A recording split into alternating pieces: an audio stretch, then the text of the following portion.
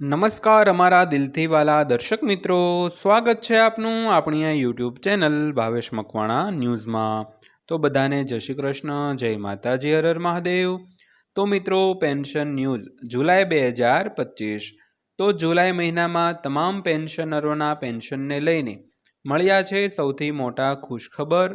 તો મિત્રો, શું ખુશખબર મળ્યા છે તેની આજના વિડીયોમાં આપણે વિગતવાર વાત કરવાના છીએ, એટલે વિડીયો તમે અંત સુધી નિહાળી લેજો। અને હજી સુધી જો આપણી આ ચેનલ તમે સબસ્ક્રાઈબ ન કરી હોય તો ડેઈલી આવી જ માહિતીઓ મેળવવા માટે આપણી આ યુટ્યુબ ચેનલ પણ સબસ્ક્રાઈબ કરી લેજો મિત્રો। તો શરૂ કરીએ આજનો વિડીયો। તો 8મા પગાર પંચ સંબંધિત સમાચાર મળતા જ કર્મચારીઓ સાવધાન થઈ જાય છે। તો હાલમાં જ 8મા પગાર પંચ સંબંધિત એક મોટી અપડેટ બહાર આવી છે।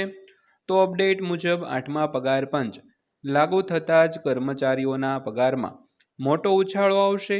તો ચાલો સમાચાર દ્વારા જાણીએ કે કર્મચારીઓના પગારમાં કેટલો વધારો થઈ શકે છે મિત્રો। તો મિત્રો, સાથે સાથે પેન્શનરોને પણ ફાયદો થવાનો છે અને પેન્શનરોના પેન્શનમાં પણ કર્મચારીઓના પગારની જેમ વધારો થવાનો છે મિત્રો। તો 8મું પગાર પંચ લાગુ થતાં લાખો કેન્દ્ર સરકારના અને રાજ્ય સરકારના કર્મચારીઓ અને પેન્શનરોના પગાર માળખા અને પેન્શનમાં મોટા ફેરફાર થશે। તો હાલમાં કર્મચારીઓ 8મા પગાર પંચની રચનાની આતુરતાથી રાહ જોઈ રહ્યા છે।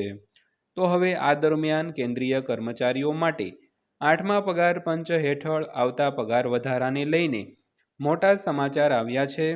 તો ચાલો જાણીએ કે 8મા પગાર પંચ હેઠળ કર્મચારીઓના પગારમાં કેટલો વધારો થવાનો છે મિત્રો। તો મિત્રો, જ્યારે પણ 8મું પગાર પંચ લાગુ થશે ત્યારે કર્મચારીઓ અને પેન્શનરોના પગાર પેન્શનમાં કેટલો વધારો થશે તેની આજના વિડીયોમાં આપણે વાત કરશું મિત્રો।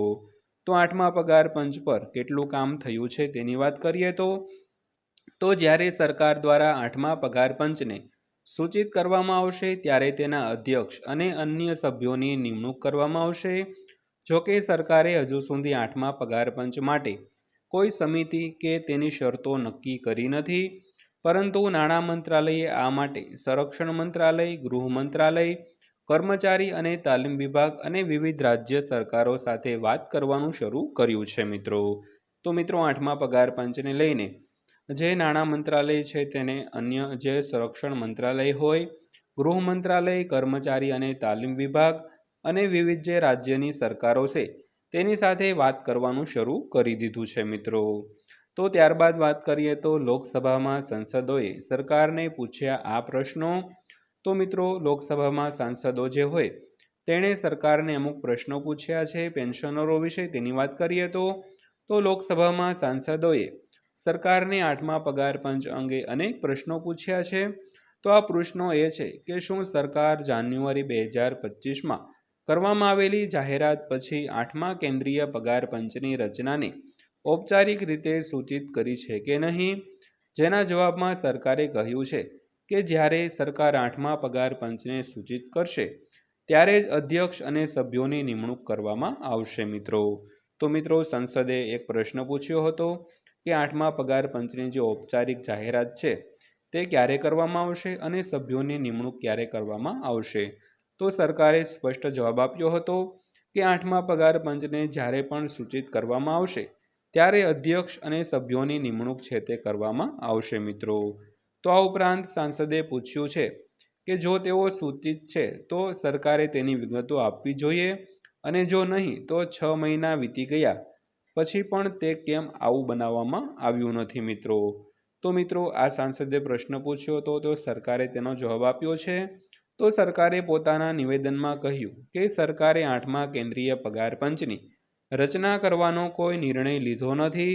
તો આ માટે સંરક્ષણ મંત્રાલય, ગૃહ મંત્રાલય, કર્મચારી અને તાલીમ વિભાગ અને અન્ય રાજ્યો પાસેથી 8મા પગાર પંચ અંગે સૂચનો છે તે મંગાવવામાં આવ્યા છે મિત્રો। તો મિત્રો, બીજા સાંસદે જે પ્રશ્ન પૂછ્યો હતો તેનો સરકારે જવાબ આપ્યો કે હજી સુધી તેની રચના કરવામાં આવી નથી, પણ બધા સાથે હજી વાતચીત છે તે ચાલુ છે મિત્રો। તો ત્યારબાદ વાત કરીએ તો કર્મચારીઓ અને પેન્શનરોને કેટલો ફાયદો થશે તેના વિશે।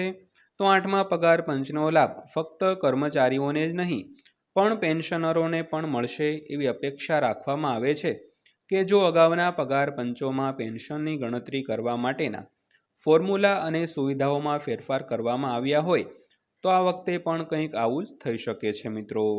તો આ સાથે તમે એ પણ જાણી લ્યો કે મૂળભૂત પેન્શનમાં મોંઘવારી રાહત ઉમેરવાથી પેન્શનરો પર પણ અસર પડે છે, કારણ કે કર્મચારીઓનું માસિક પેન્શન પણ તેની સાથે જોડાયેલું છે. જો કર્મચારીઓના મૂળભૂત ડેટામાં ફેરફાર થાય છે તો તેના દર મહિને મળનારા પેન્શનની રકમમાં મોટો ફેરફાર છે તે લાવી શકાય છે મિત્રો. તો મિત્રો ખાસ કરીને જે પેન્શનની ફોર્મ્યુલામાં ફેરફાર કરવામાં આવે તેના લીધે જે પેન્શનરોને માસિક પેન્શન આપવામાં આવતું હોય છે તેમાં ખૂબ લાંબો એવો ફેરફાર થતો હોય છે. ત્યારબાદ વાત કરીએ તો કર્મચારીઓના પગારમાં કેટલો વધારો થશે તેના વિશે. તો માહિતી અનુસાર 8મા પગાર પંચ પછી કેન્દ્ર સરકારના કર્મચારીઓના લઘુત્તમ પગારમાં મોટો વધારો થઈ શકે છે અને આ સાથે કર્મચારીઓનો પગાર 40,000 રૂપિયાથી વધારીને 45,000 રૂપિયા કરી શકાય છે અને આ સાથે પેન્શનમાં પણ મોટો ફેરફાર થશે. આનાથી ડીએ છે તે રીસેટ થશે, પરંતુ શરૂઆતના પગાર વધારામાં થયેલા ઘટાડાને વધુ ભથ્થા દ્વારા સરભર કરી શકાય છે મિત્રો. તો રિપોર્ટ અનુસાર 8મું પગાર પંચ સરકારી કર્મચારીઓ અને પેન્શનરો માટે મોટો નાણાકીય જે પરિવર્તન છે તે લાવી શકે છે. જોકે રિપોર્ટમાં ખુલાસો થયો છે કે સરકારી પ્રક્રિયાઓ, જરૂરી મંજૂરીઓ અને બજેટ બેલેન્સને કારણે 8મા પગાર પંચના અમલીકરણમાં વિલંબ થઈ શકે છે અને તે જાન્યુઆરી 2026ની સમયમર્યાદાથી પણ આગળ વધી શકે છે મિત્રો. તો મિત્રો ખાસ કરીને સરકારે સ્પષ્ટ પણ વાત કરી છે, જો રિપોર્ટનો ખુલાસો થયો છે અને સરકારી પ્રક્રિયાઓ અને જે જરૂરી મંજૂરીઓ અને બજેટનું જે પ્રોબ્લેમ હોય, બજેટનું બેલેન્સ કરવાનું હોય, તે બધું જોતા એવું લાગે છે કે 8મા પગાર પંચના અમલીકરણમાં છે તે વિલંબ થઈ શકે છે અને જાન્યુઆરી 2026 જે 8મા પગાર પંચની અસરકારક જે અમલ તારીખ છે તેમાં મિત્રો વધારો થઈ શકે છે, પણ લાગુ થશે એ તો વાત ચોક્કસ છે. તો આ હતી આજની માહિતી પસંદ આવી હોય, વિડીયો સારો લાગ્યો હોય તો વિડીયોને લાઇક કરજો અને આવા જ વિડીયો રોજે રોજ જોવા માટે આપણી આ યુટ્યુબ ચેનલ પણ સબસ્ક્રાઈબ કરી લેજો. તો ફરીવાર પાછા મળીશું આવા જ એક નવા વિડીયો સાથે, નવી માહિતી સાથે. ત્યાં સુધી સૌને જય હિન્દ, વંદે માતરમ.